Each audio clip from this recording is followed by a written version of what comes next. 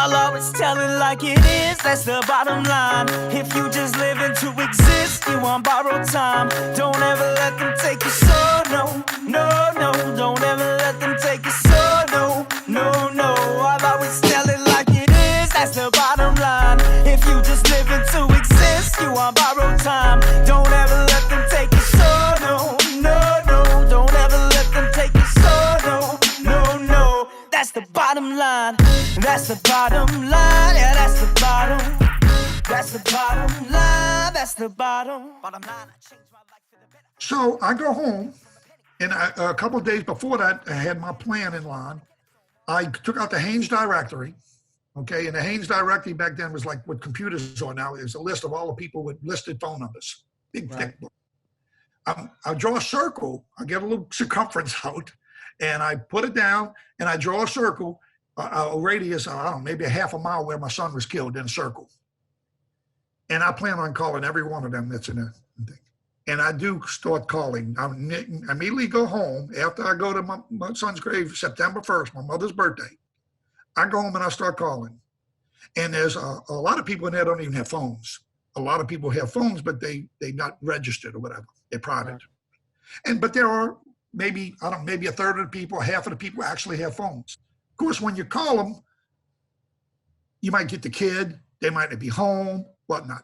Well, anyway, I'm recording all this, and I get some tips. I get some people that are helpful. I get some people that are angry about me calling, okay? I get some, I have to call them back. I get to the last phone call now, the actual last phone call, and I reach the girl who becomes the witness. Oh my goodness. I got like a little spiel and I say, my son was killed on the corner of Dauphine and Forstall about a year ago, okay? And they think the murder is solved because they had a killer, and some people thought that the case was solved. And I said, do you know, or would anybody you know anything about this? And she says, I know it all. I saw it all. I called Crime Stoppers. My Crime Stopper number is this. No. And she names the kid that was originally the witness. Now, before she names this kid, I developed a relationship with this kid.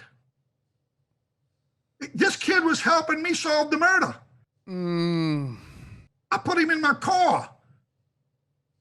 I bought him drinks.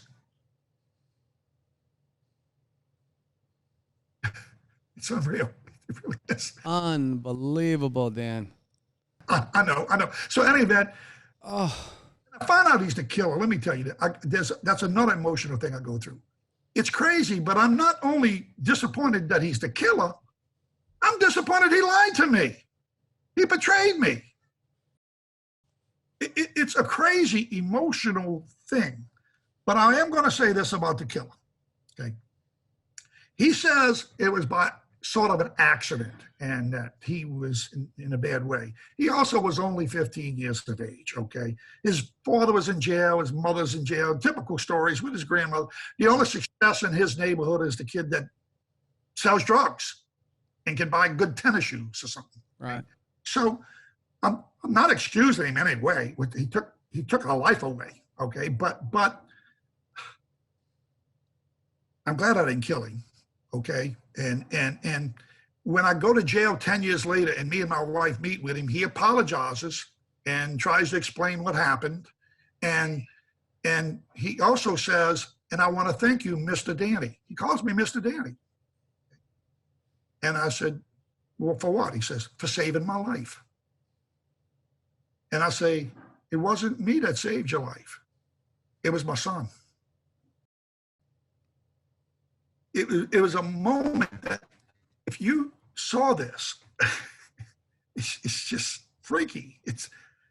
I always felt I was living in a damn movie. Everything about this was surreal, but it was real. And I had another thing about me recording, believe it or not, there were times when, like you said, people couldn't relate to me. I was working at a different speed, okay? And even my wife couldn't. And the recording was initially for the investigation and to catch the cops, okay? but also eventually record witnesses and potential witnesses and you name it. But it also became my friend. I would go up in my son's room and I would pray. And I would pray to the recorder. It was like I had a friend, and it was like a journal, but it was also a friend. Some of that is in the docuseries, but I have hours and hours of that. And it's crazy now when I look at it. What was you doing? I was in a different dimension. I don't know if it's crazy, but it's not usual. Okay, all right, but it helped. It helped keep me together. Okay, it helped build my relationship with God. Okay, it's all part of this journey. Okay, so now bingo. Okay. So any of that. It's a long story in how we convinced the witness to come forward, because she knew all this, but she still didn't want her anonymity given up. Right. When I can't go through, I'm gonna speed that up a little bit. She goes up and down. She's going to do it. She ain't going to do it. She's going to do it. She ain't going to do it. A couple of things come into play that help her do it. Number one, she's seen how hard we worked, particularly me. She saw that I was willing to put my life on the line. Okay. She didn't want to let me down eventually. Okay. She also had a good belief in God. And her mother was against her coming forward, but her father said, the Bible says you should do this. But she still had fears, okay? And there was times she wanted to come forward, okay? She also feared the police. She didn't want to even confront them. And the reason why she didn't now, she had lost 2 brothers, murdered. One of them was murdered by a cop. She says it was a bad shoot. I don't know whether that's true or not, but there were people that witnessed what happened, and none of them would come forward. Right. At that time, if they would have come forward, the cops might have got them killed. So it's understandable, okay? But she was frustrated. Then she had lost another brother to the street, and I don't know, it could have been his fault or not his fault or whatnot. But again, he was murdered, and nobody would come forward. So she could feel our pain. And eventually me and her eventually had some friction, because she would promise me that she was going to come forward, and then she would not come forward, okay? And, I was losing it almost, okay? And so eventually my daughter talked to her and cried with her, and she now says that the thing that pushed her over the top, there was a lot of pressures on her and a lot of reasons why she did, but the thing that pushed her over the top was the fact that Christy hurt so bad for losing her brother, and she didn't get justice, and my daughter didn't get justice, and she says that's the final thing that pushed her over the top. I will say we worked on her, but she cooperated. She, at some stage early on, she wanted to visit my son's room. Picture this now. So we pick her up out of the 9th ward, we bring her to our 2-story home, upper middle class. Me and her go upstairs in his room, and we sit on his bed and we cry together. Then guess what she asked me? She says, I want to see his grave. So we bring it to the cemetery. Her, Danny's girlfriend, Danny's her mother, my wife, my daughter, my sister.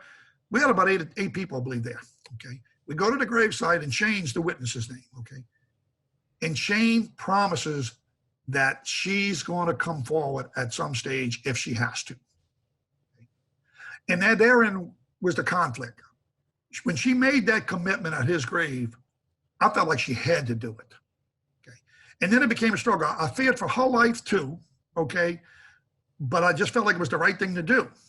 Okay. And me and her got into a little friction a couple of times when she was reneging. Okay. But ultimately, a long story short, she did the right thing.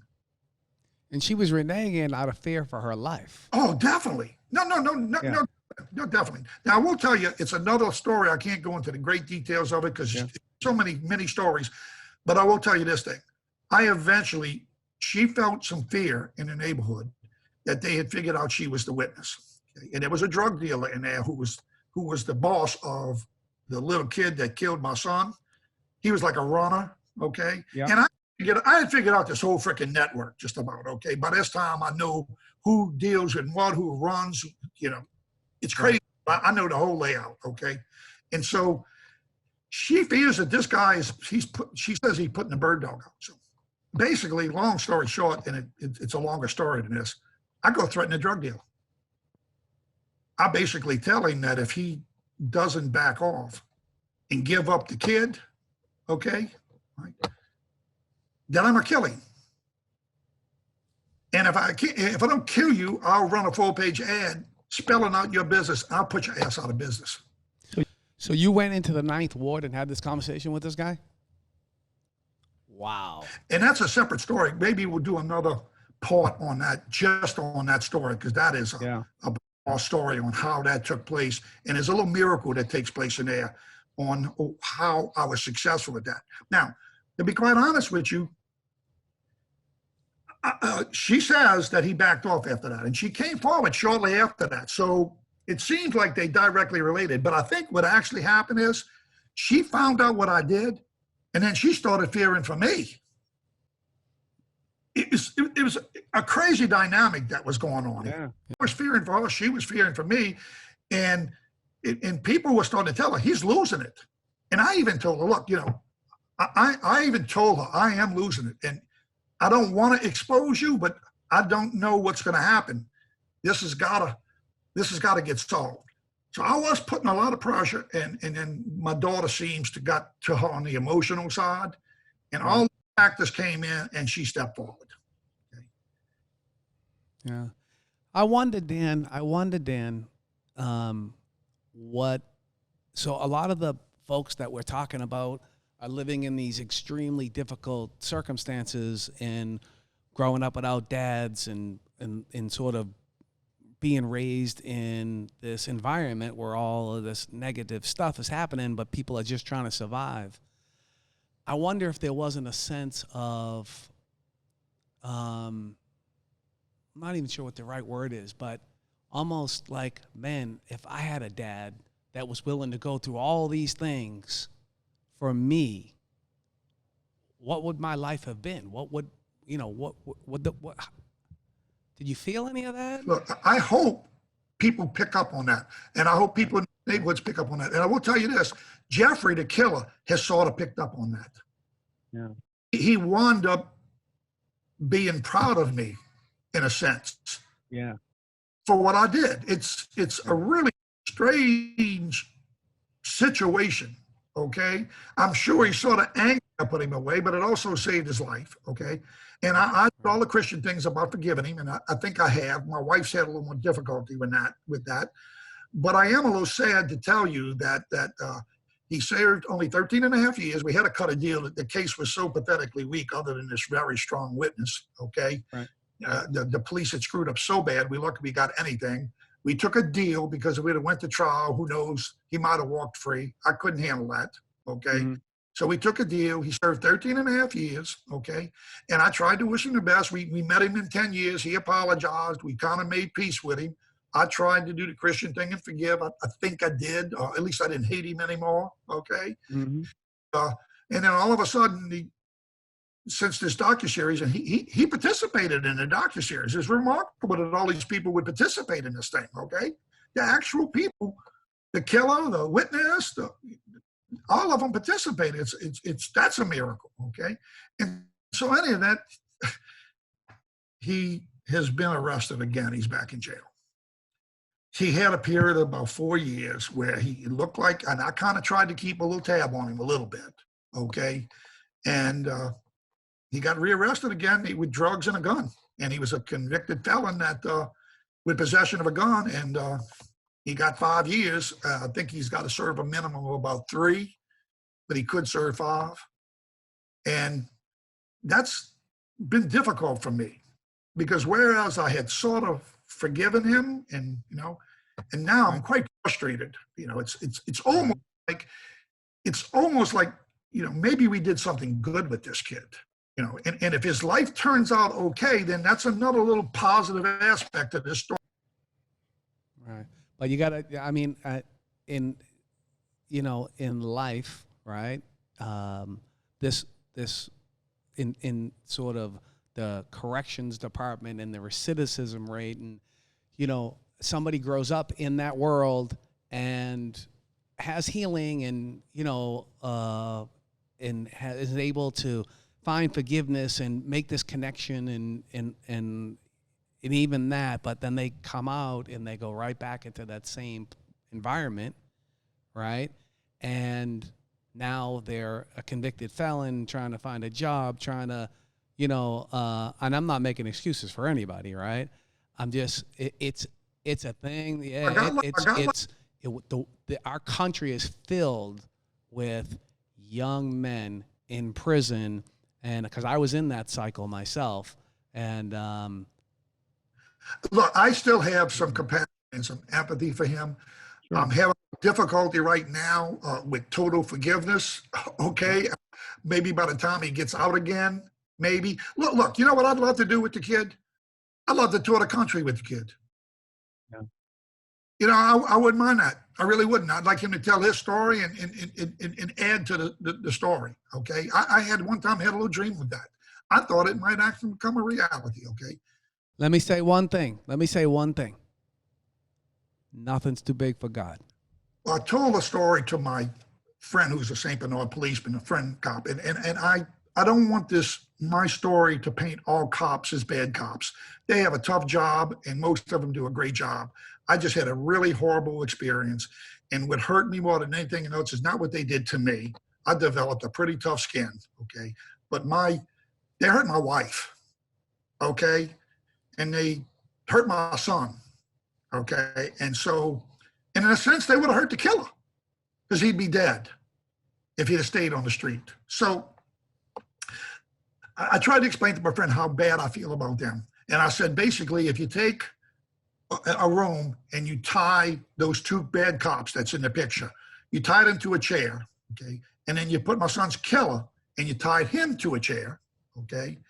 And you said that I could go in there and do whatever I wanted with him, okay? I'd beat the hell out of the two cops, and I would leave my son's killer alone. He was a 15-year-old disadvantaged kid. Those cops were about my age. They were Caucasian. They were white, okay? Middle class. They had kids of their own. And how they could treat my son and my family that way with the kind of good life that they had is beyond the pale, so I'm sorry, that's how I feel about that. This is another incredible story. You're not going to believe these incredible stories, but I can back them up. Some of them are notated, some of them are recorded, okay? The day my son's killer is sentenced, okay, and I have previously talked to my son's English teacher, who was his creative writing teacher when he wrote 1201, the poem that saved his life. Okay, well, and I told him that one day I wanted to do something to speak to kids about drugs. So now it's in November. I think it's around the middle of November. We go to the sentencing. My son's killer's taken off in handcuffs for 13 and a half years. Okay, we go home and my answer phone is beeping. Okay, and I pick it up and it's Danny's English teacher. And he says, Mr. Shneider, I don't know what's going on with the case. I don't know which stage it's at, but we have a Red Ribbon Week in about 2 weeks, and we'd like you to come speak at the school. And if you can't do that, just come and sit in first. Well, remember now, I got to deal with God.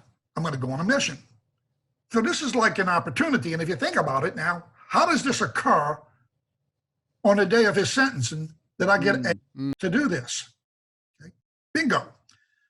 But let me tell you, I've also promised my wife, this is it. It's over.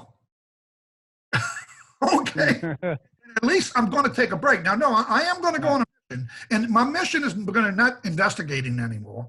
My mission is to educate kids and go talking to schools and do that kind of work. Okay. That's what I envision as my mission. Okay. And so after a night of sleeping on, I call his English teacher back and we go out and we actually give a talk at his school, and it goes over great. Get media coverage. Everybody raves about the speech. They claim we maybe saved some lives. I talked about friends telling on friends. Some of the kids started saying, yeah, if I had a situation like that, I might drop a note in the box, And so it was a real positive experience. Okay. Another part of the story. Where does Tunnel of Hope come in? Okay. So anyway, I'm trying to think of a name for this thing that I'm developing. Okay. And I don't really have an idea of what I want to call it, okay? But after that speech, we go to Walmart, and at Walmart, a bunch of parents come up to us and said, man, we heard about your speech at Hannon, his high school, and you did an incredible job. More people have to do this type of thing. There's a lot of problems going out there. Kids are dying, and we didn't want people doing what you're doing. So it builds my ego up. It says, man, I was questioning whether I should have jumped in and did this. Even my wife now is starting to say, I'm kind of glad you did this, okay? All right, we wanted to take a little break, but we didn't really take the break, okay? Right. So we jumped in, okay? So any event, we go into Walmart, coincidentally, to buy a frame for a picture, okay?